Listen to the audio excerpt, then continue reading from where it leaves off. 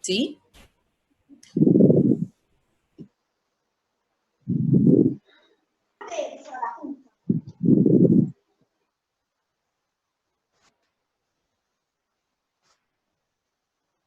Hola, Renato.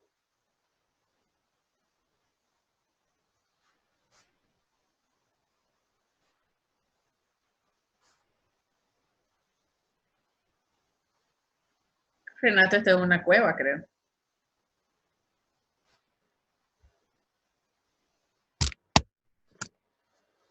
Muy bien. Entonces, la anterior clase ya habíamos avanzado un poco sobre las faringoamidalitis, tanto agudas como crónicas, ¿no?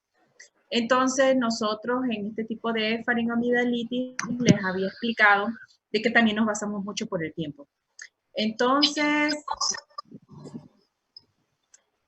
lo que hoy día vamos a avanzar, ya, porque ya hemos avanzado faringoamidalitis aguda, vamos a avanzar faringitis profunda. Y la siguiente clase vamos a avanzar ya a la faringoamidalitis crónica. Dentro de la faringitis profunda, no se olviden de que anatómicamente vamos a tener una división que se habla sobre la nasofaringe, orofaringe y laringofaringe.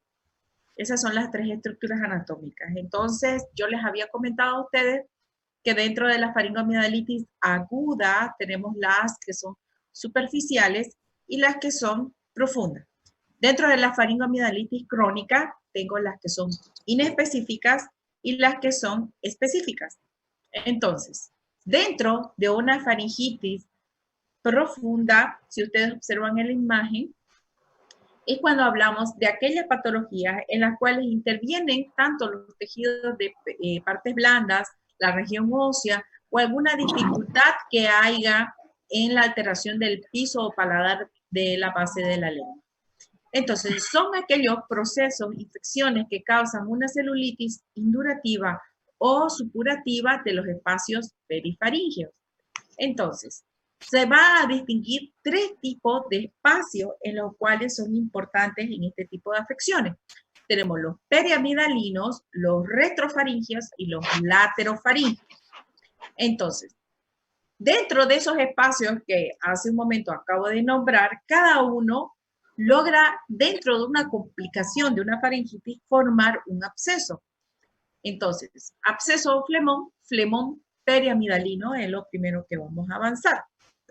El flemón periamidalino es una patología supurativa en la cual se va a instalar en el espacio periamidalino. Entonces, en el espacio periamidalino vamos a tener unas estructuras anatómicas las cuales nos van a ayudar a que podamos nosotros delimitar. Por dentro tenemos la amígdala palatina, por fuera el músculo constructor superior, por delante el músculo palatogloso y por detrás el músculo palatofaringeo. Entonces, en la parte etiológica, nosotros observamos de que existe el Streptococcus beta hemolítico más frecuente, tenemos el Streptococcus viridans, el Haemophilus influenza, el neumococo y la flora anaerobia. Esto quiere decir que es más frecuente entre los 20 a 30 años de edad y más que todo es secundaria a algún tipo de afección por una amigdalitis aguda o crónica reagudizada, algún tipo de patología infecciosa del tercer molar, llámese un absceso apical o una pericoronaritis. Y este tipo de infección va a llegar al espacio periamidalino mediante dos vías, ya sea la linfática o por contigüidad. Entonces, para la clasificación, para que nosotros podamos tener una mejor aprendizaje de esto, se va a dividir en flemón periamidalino anterosuperior y flemón periamidalino posterior. Entonces, la forma anterosuperior más común se llama aquel tipo de celulitis que va a estar localizada entre la amígdala y el pilar anterior. Sintomatológicamente, entonces nosotros vamos a observar que el paciente, la consulta, va a presentar odinofagia, que va a ser intensa, unilateral, se va a exacerbar cuando uno deglute y al examen físico se va a observar que las fauces van a relevar este pequeño trismo. Entonces, no olvidemos que los trismos son aquel tipo de irritación de los músculos, los cuales estos músculos pterigoideos se van a encontrar duros, ¿no?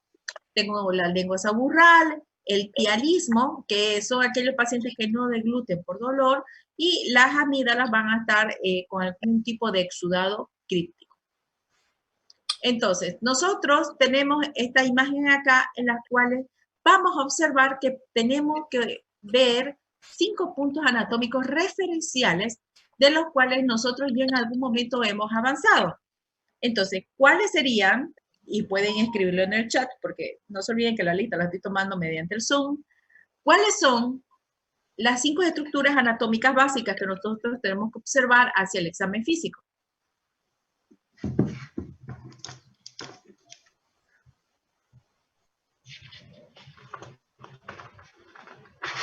Cuando yo hago el examen físico de mi paciente y le estoy diciendo, abra la boca, y al abrir la boca tengo que observar 5 estructuras anatómicas básicas. ¿Cuáles serían? Sharon le escribe amígdala, Kelly úvula, paladar duro, paladar blando, y me falta una.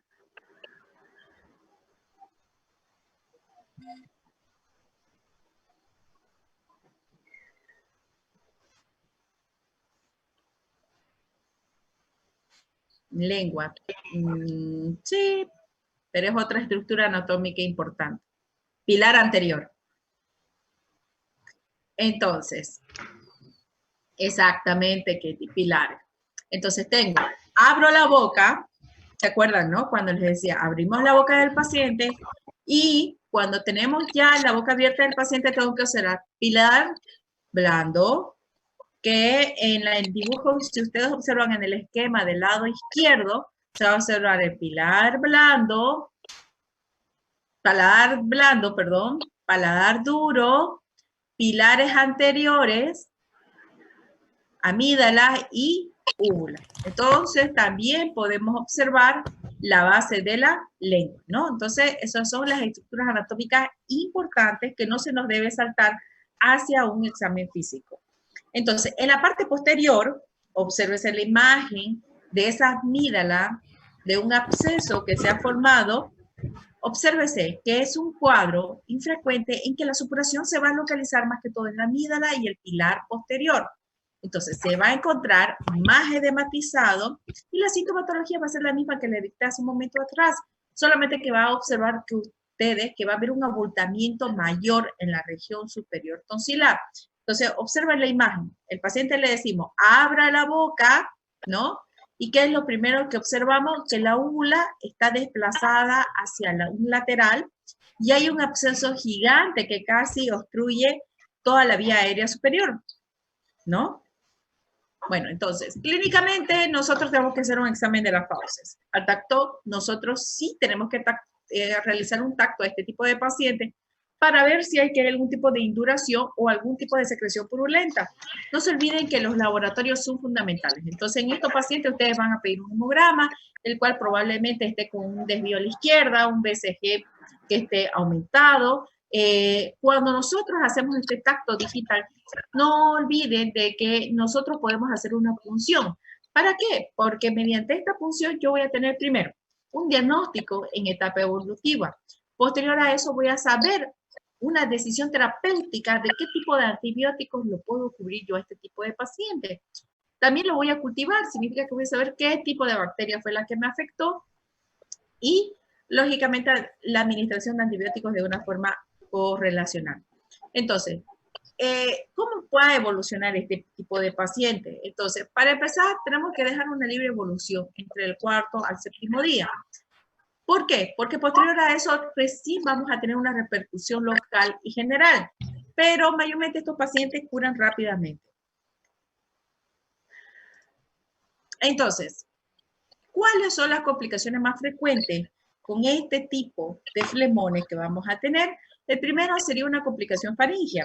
¿Por qué? Porque va a haber un flemón que va a estar en el piso de la boca y la supuración va a estar localizada en la base de la lengua, lo cual va a limitar los movimientos y va a provocar una tumoración edematosa. Después también va a haber una complicación cervical, en la cual ustedes van a observar un flemón laterofaríngeo que va a sobrevivir a la progresión de la supuración. Va a haber una complicación laríngea, en la cual se va a observar un edema que va a estar a nivel del aritenoides del lado enfermo, extendiéndose a la corona laríngea. Nuevamente les ruego, por favor, no olviden apagar el micrófono que está ubicado en la parte inferior de su pantalla en el lado izquierdo, por favor. Gracias. También tengo hemorragias, que son complicaciones que van desde leve episodio hasta un cuadro mortal cataclísmico, en la cual va a haber erosión de alguna arteria, ya que este flemón va a llegar hacia un nivel gangrenoso. Estos pacientes también como complicaciones van a tener septicemia, las cuales van a provocar tromboflebitis del seno cavernoso por la vía pterigoidea, va a haber cefalea, fiebre, escalofrío, edema, exoftalmia, con un dolor retroauricular. También pueden aparecer complicaciones como tipo cerebral o meningio, las cuales van a conllevar a la muerte. Entonces, en el diagnóstico diferencial, nuevamente el micrófono. En el diagnóstico diferencial vamos a tener formas pseudoflemonosas, las cuales son complicaciones por unas difterias hemopáticas. También va a haber un cáncer de amígdalas, las cuales son provocadas por una epitelioma o algún tipo de linfoma, y el flemón laterofaringio o retrofaringio. Entonces, los antibióticos, si se han dado cuenta acá, no cambia mucho. Es lo que ya hemos aprendido desde el inicio de la clase, en las cuales nos habla sobre el uso de las penicilinas. Lo que sí aquí incorpora es que ya utilizamos cefalosparinas en este tipo de pacientes. Y no olviden que este tipo de pacientes tienen que recibir aproximadamente 10 días de antibióticos, a diferencia de las otras anteriores patologías, que los cuales yo le decía de 7 a 10, no, en este tiene que ser de 10 para adelante, ¿no? Entonces, también podemos darle antiinflamatorios analgésicos, alguna dosis de betametasona, alguna dosis de dexametasona, podemos usar dipirona. Tenemos que realizar el drenaje quirúrgico si fuera así concebible. Esto quiere decir que cuando yo realice el tacto, tanto a la punción como al tacto, necesito aspirar para que haya pues una pronta mejoría tanto local como general del paciente. Entonces, la conducta ulterior en este tipo de pacientes se va a realizar una amidalectomía, ya sea bilateral o diferida, entre los 30 a 40 días. Solo en aquellos tipos de pacientes que han presentado una faringoamidalitis a repetición. Gracias. Sigamos. Entonces, adenoma o adenoflemón retrofaringio. Por favor, los micrófonos, nuevamente les ruego ponerlo en silencio. Los adenoflemón retrofaringio es aquel tipo de celulitis supurativa en las cuales van a estar ubicadas en los ganglios del espacio retrofaringio. Esto quiere decir que en el espacio retrofaringio va a estar localizado en ¿qué? En la aponeurosis prevertebral y perifaringia, y lateralmente va a estar por los tabiques sagitales que va a unir por debajo del mediastino posterior. Entonces, en la parte superior y en la línea media se van a encontrar los ganglios de Gillet que van a recibir a los linfáticos de las fosas nasales. Entonces, el adenoflemón retrofaringio se va a clasificar del lactante y del adulto. Esto quiere decir que el del lactante es aquel que va a estar realizado por algún tipo de infección rinofaringia, en las cuales va a provocar un auténtico adenoflemón con ganglios retrofaringios. Múltiples gérmenes va a ser ocupado en este tipo de patología. Sintomatológicamente son pacientes que van a estar desde los 6 meses hasta los 12 meses. Es muy raro que vean ustedes en pacientes mayores de 6 años. Va a observar ustedes que son pacientes con fiebre, obstrucciones nasales, rinorrea, son tumefacciones que van a bombar la pared faríngea posterior, coloración rojiza depresible. Su llanto y su voz de este tipo de paciente va a ser gangosa. Se va a observar disfagia, disnea, tifonía, y en el cuello se va a usted palpar aquellas adenopatías yugulocarotidas o subángulo-maxilares en este tipo de pacientes. Entonces, dentro de las complicaciones de este tipo de pacientes tenemos la diseminación de la infección a mediastino y la base del cuello. También tengo las aperturas espontáneas con la broncoaspiración, el síndrome obstructivo laringio agudo por compresión y edema, y también son pacientes que fácilmente llegan a una septicemia. Entonces, hacia la exploración, nosotros tenemos que observar con bastante cautela, con bastante delicadeza. ¿Por qué? Porque si yo realizo una exploración bastante rigurosa, bastante cruenta, entonces voy a desencadenar de que haya una depresión respiratoria. No se olvide que puede provocar un espasmo laringio ya que está ubicado cerca ¿de qué? De las regiones carotídeas. Entonces, a menudo vamos a tener abombamientos en la pared posterior faríngea y hacia la palpación blanda, salvo que esté a tensión, evitemos que esta maniobra por riesgo de algún tipo de ruptura. Entonces, las exploraciones complementarias que yo voy a hacer a este tipo de pacientes son radiografía cervical o de lateral en inspiración. ¿Por qué? Porque yo a la inspiración puedo observar aumentos del espacio retrofaríngeo, niveles hidroaéreos, o sea, puedo observar cuerpos extraños. Cuando yo realizo una tomografía en este tipo de pacientes, lo que yo más o menos voy a observar son la elección actual donde va a estar localizado el foco. Voy a delimitar los espacios afectados y voy a diferenciar si es una celulitis o es un flemón. Y es más que todo una guía para el cirujano para una realización de drenaje por punción en el 92% de los casos. También se puede realizar una resonancia magnética en este tipo de pacientes. Al tratamiento, lo mismo, ¿no? Hablamos del uso de las penicilinas, los corticoides.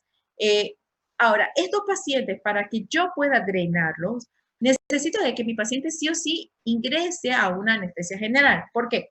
Si observan la imagen de la diapositiva en el lado derecho, está ubicado el espacio retrofaríngeo. Ahora, dése cuenta de que está la columna vertebral, ¿no? ¿Sí? La primera línea que ustedes van a observar va a ser la fascia alar.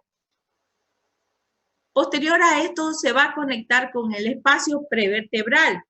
Ya a continuación de eso, ya voy a tener el espacio perifaríngeo. Entonces, es un lugar que realmente es muy difícil que nosotros tengamos un acceso, y peor hablando de un lactante, porque les estoy hablando que son pacientes que tienen desde los 6 meses para adelante y lógicamente va a ser muy difícil que usted a un niño logre funcionarlo en esa localización. Ahora, los adenoflemones